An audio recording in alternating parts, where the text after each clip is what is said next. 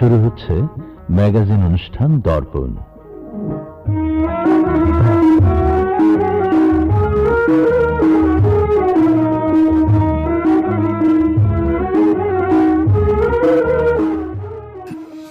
সুপ্রভাত, সুপ্রভাত। বর্ষা স্নাত এই প্রভাতে প্রিয় শ্রোতা বন্ধুরা, জুলাই বিপ্লব 2024 আমাদের কাছে বাংলাদেশের গণতন্ত্র ও জনগণের ন্যায্য অধিকারের একটি মাইল ফলক হিসাবে চিহ্নিত। কোটা সংস্কার আন্দোলন থেকে শুরু হওয়া এই অভ্যুত্থান প্রমাণ করে জনগণের সম্মিলিত শক্তির কাছে কোনো স্বৈরাচার শাসন টিকে থাকতে পারে না। 2024 সালের জুলাই আগস্টে ছাত্র জনতার গণ অভ্যুত্থান বাংলাদেশের ইতিহাসে একটি যুগান্তকারী পট পরিবর্তন। স্বৈরাচারী শাসনের অবসান ঘটিয়ে দেশে নতুন গণতান্ত্রিক ও সংস্কারমুখী রাষ্ট্র ব্যবস্থা প্রতিষ্ঠার মূল ভিত্তি তৈরি করে। 5ই আগস্ট তৎকালীন প্রধানমন্ত্রীর পদত্যাগ ও দেশত্যাগের মধ্য দিয়ে একচ্ছত্র ক্ষমতার অবসান হওয়া। সাধারণ শিক্ষার্থীরা শুধু কোটা সংস্কারের দাবিতে আন্দোলন শুরু করলেও পরবর্তীতে তার দুর্নীতি, দুঃশাসন ও বৈষম্য বিরোধী এক বৃহত্তর আন্দোলনের রূপ নেয়। এটি সামাজিক ন্যায় বিচার ও সাম্য প্রতিষ্ঠার চেতনা জাগ্রত করে। জনশক্তি কতটা শক্তিশালী ভূমিকা রাখতে পারে এই আন্দোলন তারই অকাট্য দলিল। জুলাই বিপ্লবের মধ্য দিয়ে বাংলার দামাল সন্তানেরা আবারও পরিচয় দেয় তাদের অদম্য বীরত্বের। জুলাই বিপ্লবে আহত নিহত সকলের প্রতি গভীর শ্রদ্ধার স্মরণ করে আমরা আজকের অনুষ্ঠান শুরু করছি। কাছের ও দূরের সকল শ্রোতা বন্ধুদের স্বাগত জানাচ্ছি বাংলাদেশ বেতার ঢাকা কেন্দ্রের ম্যাগাজিন অনুষ্ঠান দর্পণ শোনার জন্য। আর অনুষ্ঠানের পুরোটা সময় জুড়ে আপনাদের সাথে থাকছি মইনুল ইসলাম এবং আমি ফারহানা খান পুরবী।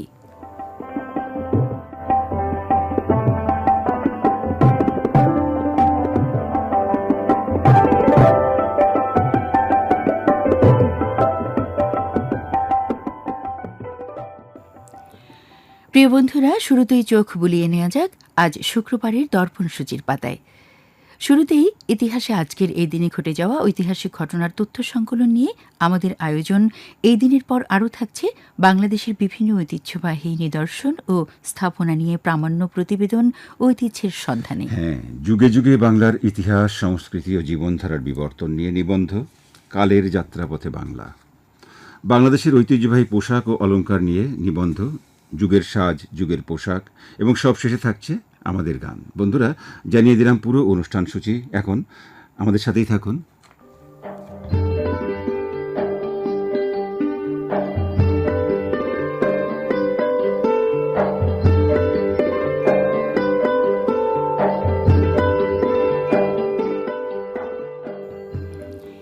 ইতিহাস মূলত মানব সভ্যতায় অতীতে ঘটে যাওয়া গুরুত্বপূর্ণ ঘটনাবলীর কালানুক্রমিক ও প্রামাণ্য বিবরণ। নিছক ঘটে যাওয়া ঘটনা বা কাহিনী ইতিহাস নয়, কিংবা অনুমান বা কাল্পনিক গল্পের উপর ভিত্তি করে ইতিহাস রচিত হয় না। তথ্য প্রমাণ ও গবেষণার মাধ্যমে অতীতকে বস্তুনিষ্ঠভাবে পুনর্নির্মাণ করাই হল প্রকৃত ইতিহাস। তাই প্রত্নতাত্ত্বিক নিদর্শন, শিলালিপি, মুদ্রা এবং লিখিত প্রামাণ্য দলিলের ওপর ইতিহাস নির্ভরশীল। এজন্যে বলা হয়, অতীত থেকে গৃহীত শিক্ষা আমাদেরকে বর্তমান বুঝতে এবং ভবিষ্যৎ গড়তেই সাহায্য করে। বন্ধুরা, দিনের শুরুতে অতীতে ঘটে যাওয়া ইতিহাসের জানা অজানা বিষয়ে আপনাদেরকে অবগত করতে এই পর্বে আমরা শুনবো আজকের দিনে ঘটে যাওয়া ঐতিহাসিক ঘটনার তথ্য সংকলন নিয়ে আমাদের আয়োজন। এই দিনে উপস্থাপন করছেন সামিউল বাশার শান।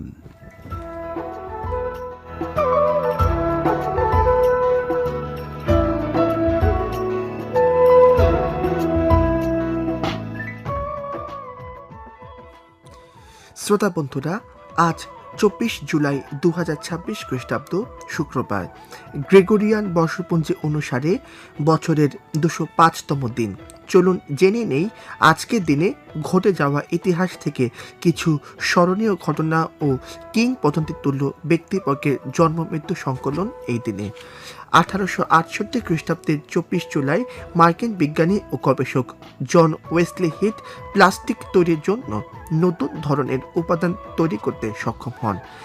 মার্কিন অভিযাত্রী পেরুর 16 শতকের ইনকা সভ্যতার অন্যতম প্রতীক মাচু পিচু শহর আবিষ্কার করেন 1911 খ্রিস্টাব্দের এই দিনে।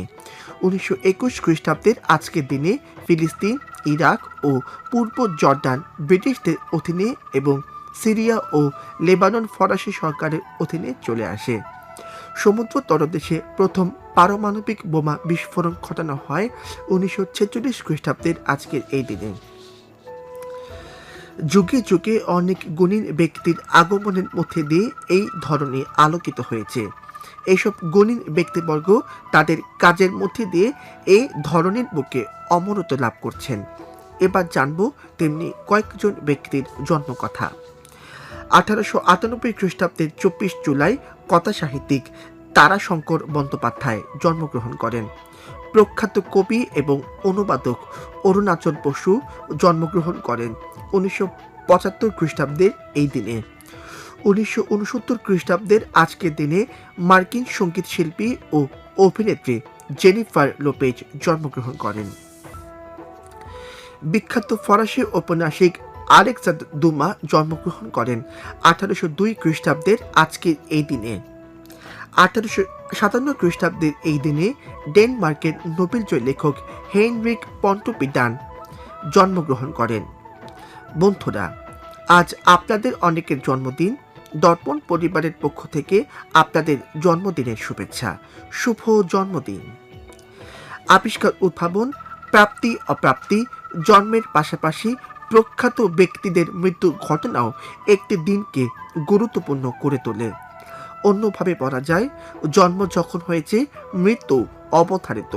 যদিও মৃত্যু আমাদের জন্য ব্যতীত এক বিষয়। আজ 24 জুলাই, আজকের এই দিনে পৃথিবী থেকে বিদায় নিয়েছেন এমন কয়েকজন ব্যক্তির কথা জানব এইবার। 1870 খ্রিস্টাব্দের 24 জুলাই 19বিংশ শতকের প্রখ্যাত সাহিত্যকার কালীপ্রসন্ন সিংহ মৃত্যুবরণ করেন। বাংলা চলচ্চিত্রের জনপ্রিয় নায়ক উত্তম কুমার 1980 খ্রিস্টাব্দের এই দিনে পৃথিবী থেকে চিরবিদায় নেন। 1980 খ্রিস্টাব্দের এই আজকের দিনে সমাজবিজ্ঞানী ও সাহিত্য সমালোচক বিনয় ঘোষ ইহলোক ত্যাগ করেন।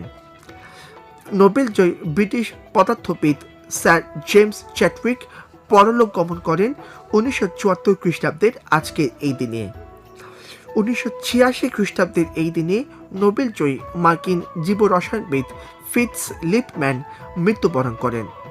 বন্ধুরা, এই দিনের পর্ব আজ এই পর্যন্তই।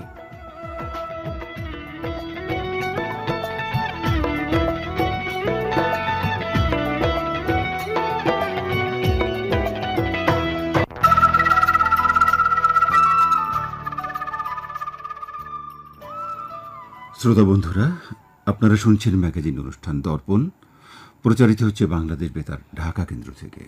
অবিরাম প্রাকৃতিক সৌন্দর্যের পরতে পরতে ছড়িয়ে ছিটিয়ে থাকা ঐতিহাসিক নিদর্শন ও স্থাপনা আমাদের এই ছোট্ট চিরসবুজের দেশকে আকর্ষণীয় করে তুলেছে। প্রাকৃতিক সৌন্দর্যের পাশাপাশি আমাদের দেশের এ সকল ঐতিহাসিক নিদর্শন ও ঐতিহ্য সত্যি এক অনন্য মেলবন্ধন। প্রত্নতাত্ত্বিক স্থান থেকে শুরু করে প্রাচীন স্থাপত্য, সব মিলিয়ে আমাদের দেশ পর্যটনের এক বিশাল ভাণ্ডার।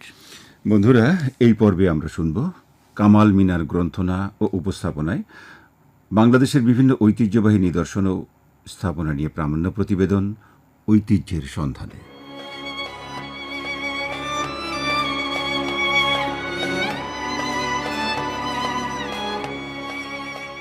সুপ্রিয় শ্রোতা, সবাইকে সাদর আমন্ত্রণ জানাচ্ছি ঐতিহ্যের সন্ধানে পর্বে। আজ আমরা এসেছি পুরনো ঢাকার বুড়িগঙ্গা নদীর পাশে ঐতিহাসিক স্থান আহসান মঞ্জিল জাদুঘরে। সুপ্রিয় শ্রোতা, বাংলাদেশের ঐতিহাসিক ও ঐতিহ্যবাহী স্থাপনাগুলোর মধ্যে অন্যতম শ্রেষ্ঠ ঢাকার আহসান মঞ্জিল। পুরনো ঢাকার ইসলামপুরের কুমারটুলি এলাকায় বুড়িগঙ্গা নদীর তীরে অবস্থিত আহসান মঞ্জিল ঢাকার নবাবদের আবাসিক প্রাসাদ ও জমিদারির সদর কাচারি ছিল। এর প্রতিষ্ঠাতা নওয়াব আব্দুল গনি তার পুত্র খাজা আহসানুল্লাহর নাম অনুসারে এর নামকরণ করেন আহসান মঞ্জিল। 1859 খ্রিস্টাব্দে এর নির্মাণ কাজ শুরু হয়ে 1872 খ্রিস্টাব্দে শেষ হয়। নবাব পরিবারের বহুল স্মৃতি বিজড়িত এই প্রাসাদটি এখন জাদুঘর হিসেবে ব্যবহৃত হচ্ছে। ঢাকার 400 বছরের প্রাচীন ইতিহাসের অংশ হয়ে আছে নবাবী আমলের শান শওকত, আর গর্বিত সেই ইতিহাসের কালের সাক্ষী হিসাবে দাঁড়িয়ে আছে নবাবদের নিদর্শন আহসান মঞ্জিল। এখানে প্রতি মাসে 40 থেকে 50 হাজার দর্শনার্থী টিকিট কেটে প্রবেশ করে থাকেন। এর মধ্যে থাকেন 6 থেকে 7 হাজার বিদেশি পর্যটক। এখানে পরিদর্শনের জন্য 37টি গ্যালারি রয়েছে।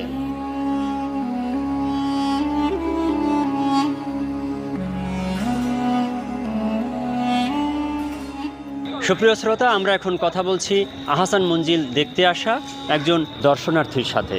কি নাম আপনার? মোহাম্মদ রাসেল খান। কোথায় আপনার বাসা? গুলশান 1। আপনি প্রায় আহসান মঞ্জিল জাদুঘর দেখতে আসেন? জি, মাঝে মাঝে আসি। কেন আসেন? যেমন আজকে আমার একটা সাথে লোক ছিল, গেস্ট, ওনাকে নিয়ে আসলাম, একটু ঘুরেই গেলাম। এখানে এসে আপনারা কি দেখতে পান সাধারণত? পূর্ব আমলের রাজারা যেগুলো ব্যবহার করত, জি। তারপরে কোন কোন রাজা ছিল, কোন কোন আমলের, জি। এইসব জাস্ট একটু দেখা। এখানে মাঝে মাঝে আসলে মন ফ্রেশ হয়, ভালো একটা জায়গা। আপনাকে অনেক ধন্যবাদ, ভালো থাকবেন।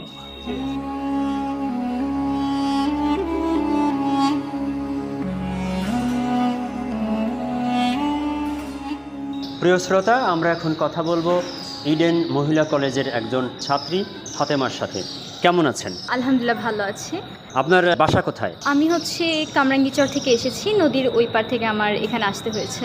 আপনি কি প্রায় এখানে আহসান মঞ্জিল জাদুঘরে আসেন? হ্যাঁ, আমার বাসা যেহেতু এখান থেকে খুব কাছেই বলা যায়, নদীর ওই পার, তো প্রায়ই আসা হয়। এটা তো মূলত আমাদের একটা ঐতিহাসিক জায়গা। বিভিন্ন নবাবী আমলের যেই সব নিদর্শনগুলো, তাদের জীবনমান, চলাফেরা, সব কিছু এইখানে আবদ্ধ হয়ে আছে, তাদের স্মৃতি। তো আমরা এখানে এসে তাদের যে জীবনমানটা ছিল, ওই সময় কেমন ছিল, সেটা সম্পর্কে জানতে পারি। তারপর এইরকম সুউচ্চ যে দালান বা ওই সময়টাতে, এইগুলো কিন্তু বর্তমান দেখা যায় না। তো এইটা দেখার মধ্যেও দেখা যায় আলাদা একটা অনুভূতি কাজ করে। এরপর সপ্তাহে একটা দিন এখানে আসা, মন ভালো লাগে, এরকম কিছু বিষয়। এখানে আসলে সাধারণত কি শিক্ষা লাভ করা যায়? ইতিহাস সম্পর্কে আমাদের সবাইকেই জানতে হয়, ইতিহাস সম্পর্কে ধারণা রাখা। তো এইখানে দেখা যায় আমরা পুরনো যে ইতিহাসগুলো আছে, ইতিহাস, ঐতিহ্য, এই বিষয়গুলো জানতে পারি। আপনাকে অনেক ধন্যবাদ। আপনাকে অসংখ্য ধন্যবাদ।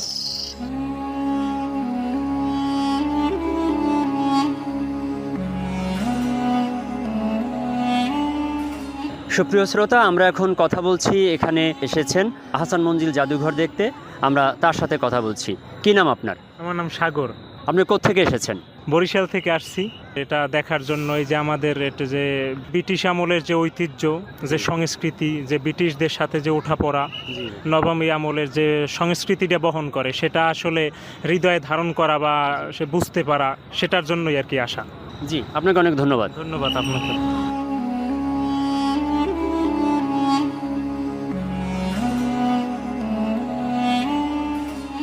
সুপ্রিয় শ্রোতা, কথা বলছি আরেকজন দর্শনার্থীর সাথে। কি নাম আপনার? আসমা আক্তার। আপনি কোত্থেকে এসেছেন? কেরানীগঞ্জ। আপনি কি প্রায় এখানে আসেন? হ্যাঁ, মাঝে মাঝে আসি। আপনি এখানে এই যে আহসান মঞ্জিল জাদুঘরে কেন আসেন? এই যে আমাদের ইতিহাস, ঐতিহ্য সম্পর্কে জানার জন্য, দেখার জন্য, নবাবদের জীবন ব্যবস্থা কেমন ছিল সেটা জানার জন্য। এখানে আসার পরে আপনার কেমন অনুভূতি জাগে? ভালো লাগে। এখানে এসে আমরা দেখলাম যে আহসান মঞ্জিলের মাঠে এই ফুলবাগান, ঘাসের উপরে বসার জায়গা, অনেকে বসে আছে, গল্প করছে। এটা কি বিনোদনের একটা মাধ্যম বলতে পারেন আশেপাশে মানুষের জন্য? হ্যাঁ, সেটা তো অবশ্যই। এখানে আমরা যেমন আমাদের ইতিহাস, ঐতিহ্য সম্পর্কে জানতে পারি, প্লাস হচ্ছে আমাদের বিনোদনেরও একটা মাধ্যম। আপনাকে অনেক ধন্যবাদ। আপনাকে ধন্যবাদ।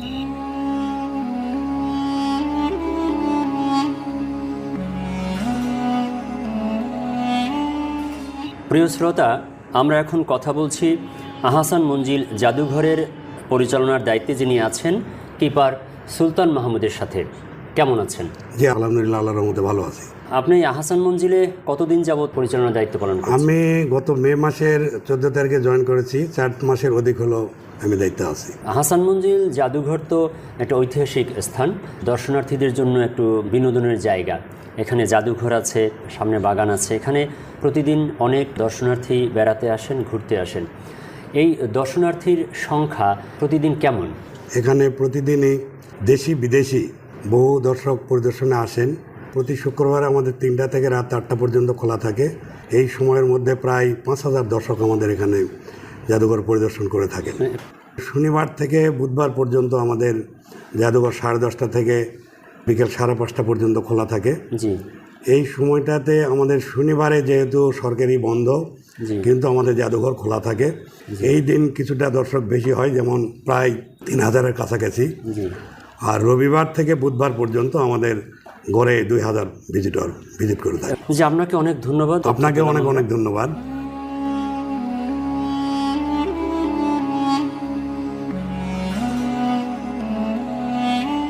সুপ্রিয় শ্রোতা, আজ আমরা পুরানো ঢাকার ঐতিহ্যবাহী আহসান মঞ্জিল জাদুঘর সম্পর্কে অনেক কিছু জানলাম। পরবর্তী পর্বে আমরা ঐতিহ্যের সন্ধানে অন্য কোনো ইতিহাস ঐতিহ্য নিয়ে আপনাদের সামনে হাজির হব। ভালো থাকবেন।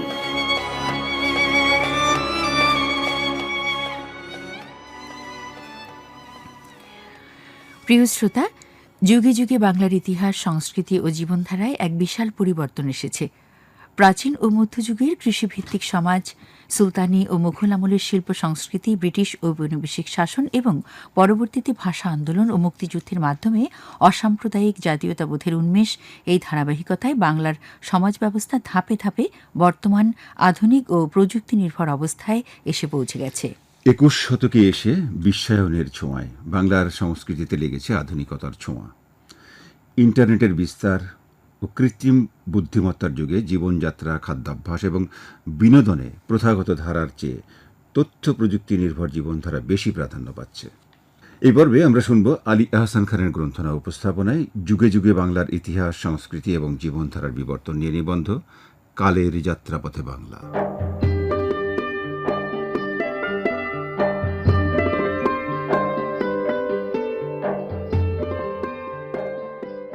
গত অনুষ্ঠানে আমি পাঠ করেছিলাম ভারতবর্ষে আর্যদের আগমন, কিভাবে তারা এই এলাকাতে বসতি স্থাপন করেছিল এবং রাজনীতি, সমাজনীতি এবং এই সংস্কৃতিতে তাদের যে কী প্রভাব ফেলেছিল সেটি নিয়ে কিন্তু একটি বিস্তারিত আলোচনা আমি করেছিলাম।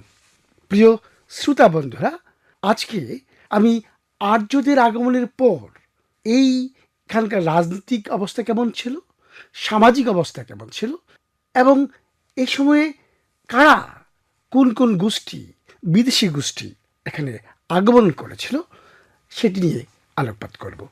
শ্রোতা বন্ধুরা, আর্যদের আগমনের পর এই উপমহাদেশে ধারাবাহিকভাবে বিভিন্ন বৈদেশিক জাতি ও গোষ্ঠীর আগমন ঘটে। আর্যদের বসতি স্থাপনের পর প্রথম উল্লেখযোগ্য বৈদেশিক আক্রমণ ঘটে পারস্য থেকে। পারস্যের সম্রাট প্রথম দারিউস, কেউ কেউ বলেন ডারিয়াস, খ্রিস্টপূর্ব 5 শতকের দিকে উত্তর পশ্চিম ভারত ও সিন্ধু উপত্যকা জয় করেন। এই উপমহাদেশের ইতিহাসে রাজনৈতিক ঐক্য, প্রশাসনিক দৃঢ়তা এবং সংস্কৃতির চরম উৎকর্ষ সাধনের ক্ষেত্রে যে দুটি কালখণ্ড সবচেয়ে বেশি উজ্জ্বল তা হল মৌর্য যুগ এবং পরবর্তীতে গুপ্ত যুগ। এখানে আমি আজকে শুধু মৌর্য যুগ নিয়ে আলোকপাত করছি। বৈদিক ও উত্তর বৈদিক যুগের ছোট ছোট জনপদের গণ্ডি পেরিয়ে মৌর্যদের হাত ধরেই এই অঞ্চলে প্রথম সাম্রাজ্যের ধারণার বাস্তবে রূপ নেয়। সে সময়ে রাজনৈতিক ভিত্তির উপর দাঁড়িয়েই পরবর্তীকালে গুপ্ত যুগে গড়ে ওঠে ধ্রুপদী সংস্কৃতির এক সুবর্ণ অধ্যায়। এই দুই যুগের ধারাবাহিক পথ পরিক্রমায় রূপ নির্ধারণে অনস্বীকার্য ভূমিকা পালন করেছে। প্রিয় শ্রোতাবৃন্দ, খ্রিস্টপূর্ব 4th শতকের মধ্যভাগে মগধের মাটিতে মৌর্য সাম্রাজ্যের বীজ রোপিত হয়। চন্দ্রগুপ্ত মৌর্যের বীরত্ব এবং আচার্য চাণক্যের রাজনৈতিক দূরদর্শিতার ফলে নন্দ বংশের পতনের পর এই বিশাল সাম্রাজ্য গড়ে ওঠে।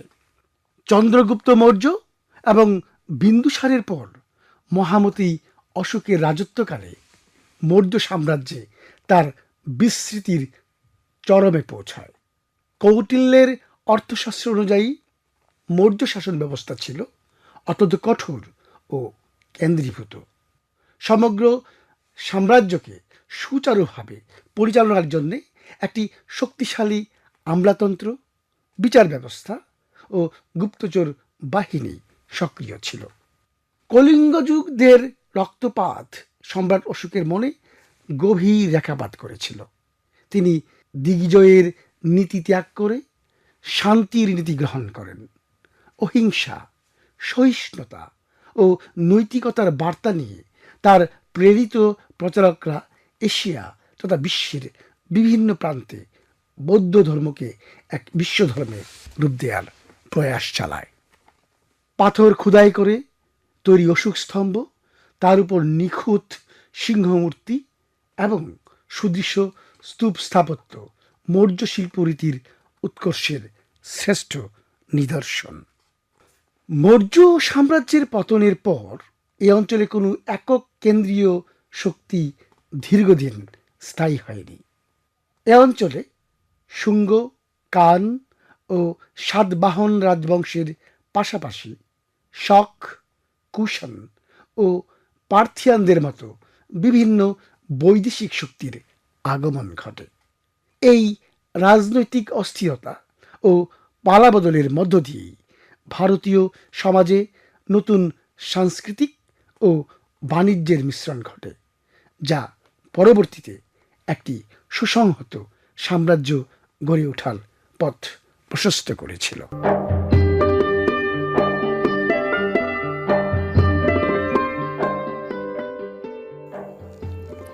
প্রিয় শ্রোতা, বাংলাদেশের ঐতিহ্যবাহী পোশাক ও অলংকার আমাদের হাজার বছরের ইতিহাস, সংস্কৃতি এবং স্বকীয়তাকে বিশ্বমঞ্চে অনন্যভাবে তুলে ধরে। এদেশের সমৃদ্ধ ইতিহাস, ঐতিহ্য ও সংস্কৃতির এক বিশাল জায়গা দখল করে আছে এদেশের ঐতিহ্যবাহী পোশাক ও অলংকার। ইতিহাসের পট পরিবর্তনের সাথে সাথে ঐতিহ্য ও সংস্কৃতিকে যেমন কিছুটা প্রভাব দৃশ্যমান, ঠিক তেমনি সেই পরিবর্তনের ধারা আমাদের পোশাকেও পরিলক্ষিত হয়। তবে একথাও ঠিক যে এই পরিবর্তন কখনোই আমাদের শেকড় ও স্বকীয়তাকে ভুলে নয়, বরং অন্য সংস্কৃতির প্রতি শ্রদ্ধা জানিয়ে নিজেদের সংস্কৃতির বিকাশন। বন্ধুরা, এই পর্বে আমরা শুনব আমিনা রহমানের গ্রন্থনা, গবেষণা ও উপস্থাপনায় বাংলাদেশের ঐতিহ্যবাহী পোশাক ও অলংকার নিয়ে নিবন্ধ যুগের সাজ, যুগের পোশাক।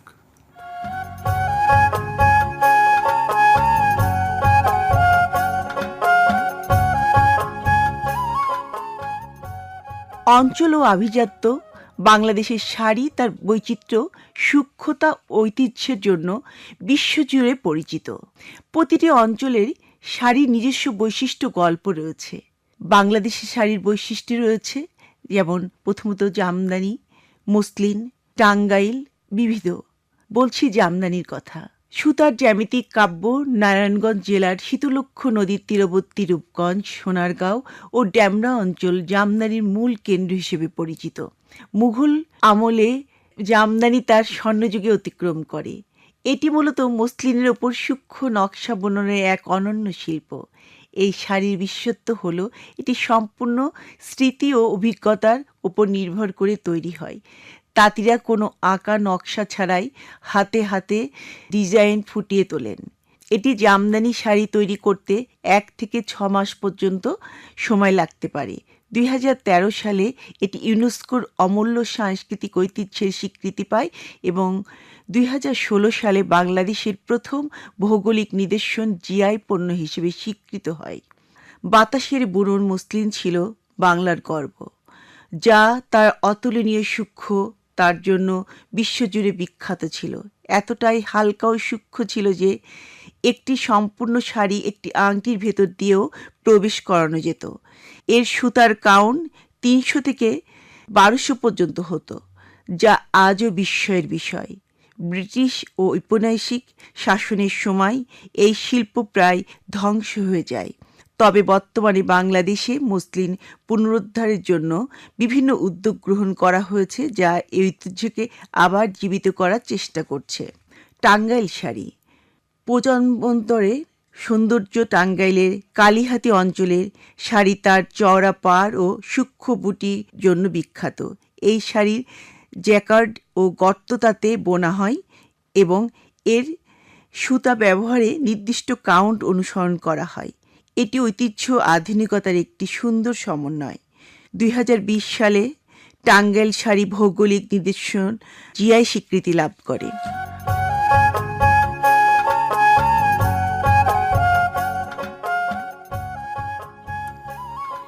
বন্ধুরা, শুনলেন যুগের সাজ, যুগের পোশাক। আনন্দ, ক্লান্তি কিংবা বিষণ্ণতা সবকিছুর মধ্যে গানের উপস্থিতি যেন এক পশলা বৃষ্টির মতো, হঠাৎই মন ভালো হয়ে যায়। এই পর্বে আমরা শুনব শিল্পী খালিদ হোসেনের কণ্ঠে নজরুল সঙ্গীত।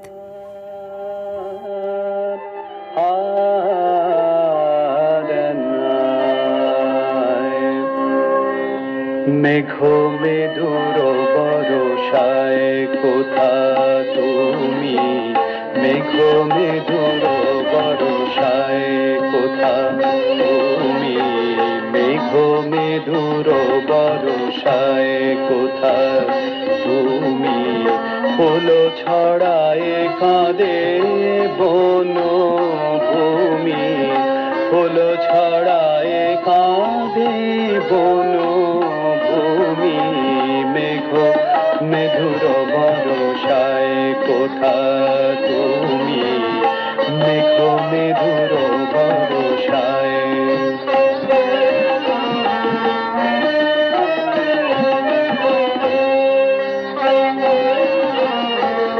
ঝরে বাড়ি ধারা ফিরে এসো পথ হারা, ঝরে বাড়ি ধারা বাড়ি দ্বারা,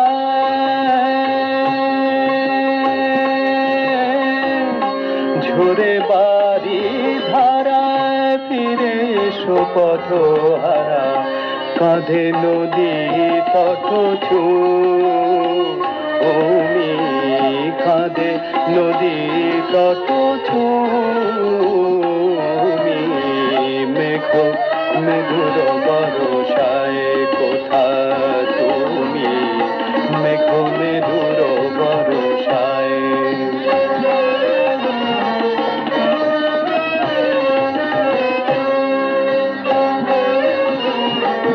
ঝরে বাড়ি ধারা বাড়ি ধার বাড়ি ধার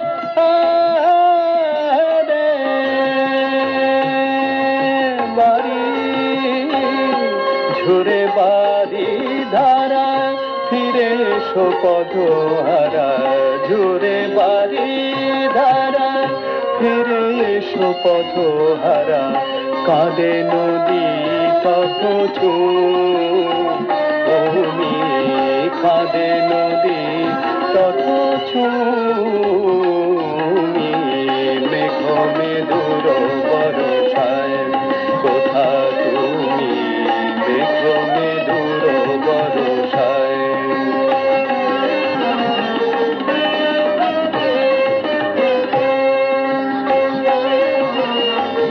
ঝরে বাড়ি ধারা ফিরে এসো পথ হারা, কাঁদে নদী তট। মেঘমেদুর হোক এই সকালে আপনাদের থেকে বিদায় নেব। দেশ ও জাতির কল্যাণ কামনায় সৎচিন্তা ও সৎকর্মের আদর্শে অনুপ্রাণিত হোক প্রতিটি হৃদয়, সেই প্রত্যাশায় আজকের মতো এখানে শেষ করছি। যাবার আগে জানিয়ে যাই, আমাদের আজকের দর্পণ ম্যাগাজিন অনুষ্ঠান গ্রন্থনায় ছিলেন মালিক ফরিবা তাবাসসুম, প্রযোজনা সহযোগিতায় মোহাম্মদ ওয়াকিবুর রহমান, তত্ত্বাবধান করেছেন কানিস কুলসুম এবং প্রযোজনায় মাহফুজুল ইসলাম।